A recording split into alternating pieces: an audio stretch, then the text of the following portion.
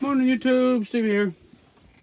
It is the 29th, Monday morning at the 29th.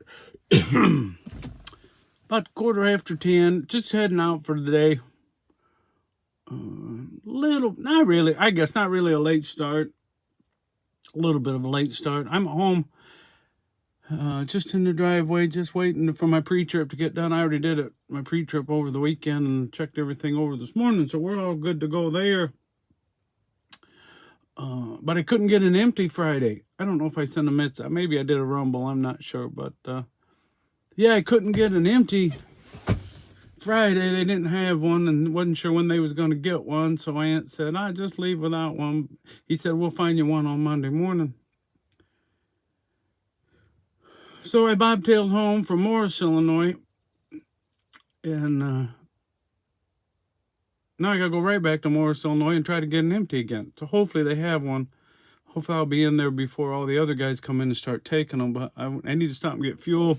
And I was going to get my truck washed.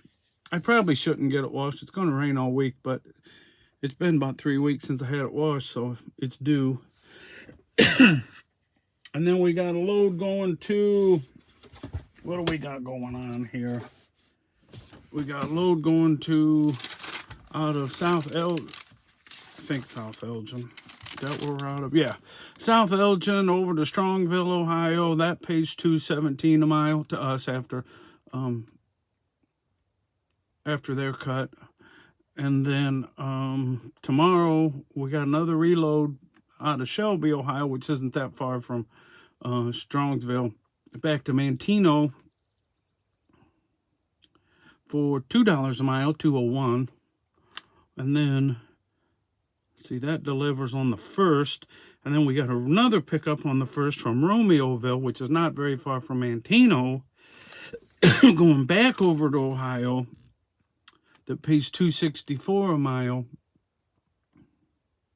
Delivers on the 2nd. But there's been nothing coming out of Ohio on the 2nd. There's been a couple loads, but they were going way the wrong way, like Maryland.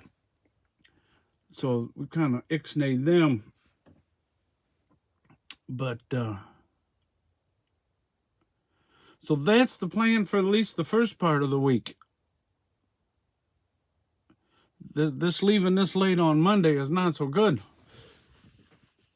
I need to try to figure out a way to schedule these a little bit better. The way I was taught to run is on Monday morning, your first delivery, as close to your first delivery as you can be with a full clock, as full a clock as you can have.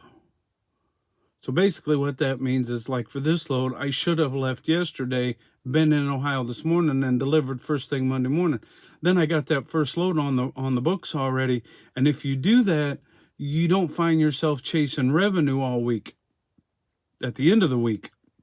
Well, like now, Monday's basically, I'm going to drive over there, but I'm going to deliver first thing in the morning. So Monday, and it feels like Monday didn't make any money.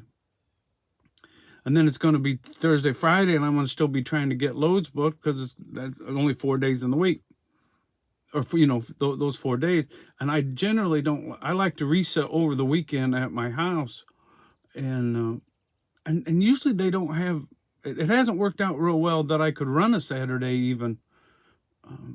So I might have to do it this weekend. It's supposed to rain all week anyway, so it's not like I'm going to be doing much at home anyway, probably. But, yeah, that's the one thing I don't like about this load. But the other thing I don't like about their system is my next load isn't in the system yet. Because I don't have an empty. If I had an empty, he would have put it in there, but I got to go find an empty before he can put it in there. So, like, all the load details and stuff isn't in there yet. So, yeah, it's okay, but it's not the best system in the world. And I'm leaning really a lot heavier towards... I'm gonna try this for a little bit longer. I'm not going to throw the baby out with the bathwater, but I can see the flaws in the system. And like this morning, I'll look and see right now on my on the system here.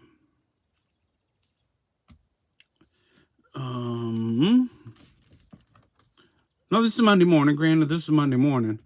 But there's only 280 loads on the board for the whole country on this board. And 43 of them are in California. And what's Texas down here? Texas has 42 of them. So, you know, you're 80 of them right out of those two states. Wisconsin has 13. Wow, they haven't had... Oop, not Virginia. I don't want Virginia. Go back here. Wisconsin hasn't had that many. And so where's that? Appleton. Let's see what the best rates are. One going over to, well, there's one going to Missouri for $3.95. That's their cut, or the whole, you know, before their percentage. 312, some 312s going. See that Appleton to Mansfield? That's not too bad. What is it? 497 miles for 312. So it'd be what, 230 or something like that. And then on the low end, there's a 260 Appleton to Erie, Pennsylvania.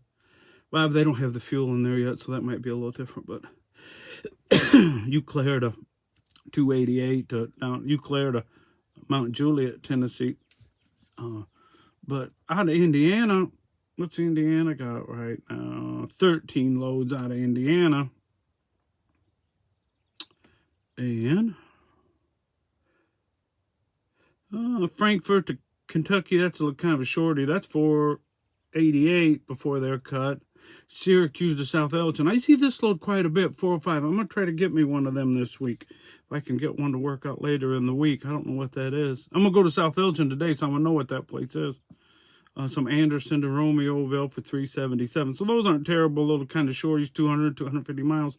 You know, but if they take all day and you only make 600 a day, that's, you're not burning a lot of fuel. But anyway, so that is that. We're getting ready to get rolling here. I had to buy a new pickup. Usually if somebody would say such a thing, I would roll my eyes and say, you had to buy a new pickup? I'll try to put it on the thing. My other truck that I've been driving for a long time, the third gear went out of the transmission. I just got it back. It was on the blank, and I had to get a new fuel pump in it, and because it was leaking, it was rusted. The fuel pump was still working, but it was rusted up there on the top. I guess this is common on these GMs. And I mean, it was an older truck, but so when you turn the key on, it pumped fuel out on the ground because that line was rusted where it comes out of the tank. So I just got that fixed, and then I needed a new alternator and a battery. And that fuel, the whole thing was $1,300 to get that whole thing fixed. Now my stepson did it, so he gave me a deal on the labor. Him and his buddies got kind of, they do side work and stuff, so so that worked out okay. I mean, the parts was 1,000 of that with the fuel pump and everything. Anyway, I just got it back. I hadn't had it back 2 weeks, and yeah, that transmission, I'm going to keep it and use it around the farm for wood and stuff like that, but I ended up buying a Ford 150. I've been kind of looking at them. I've needed to upgrade trucks for a while. It's a 2018 new to me truck, and it's nice. I like it so far. I've only had it for the weekend, but I always kind of been a Dodge guy, but I have to say that these Ford 150s, it's four-wheel drive, and they're the nicest riding trucks I've ever rode in. So that's what we got. So got to go to work now. All right, everybody. God bless. We'll talk again soon.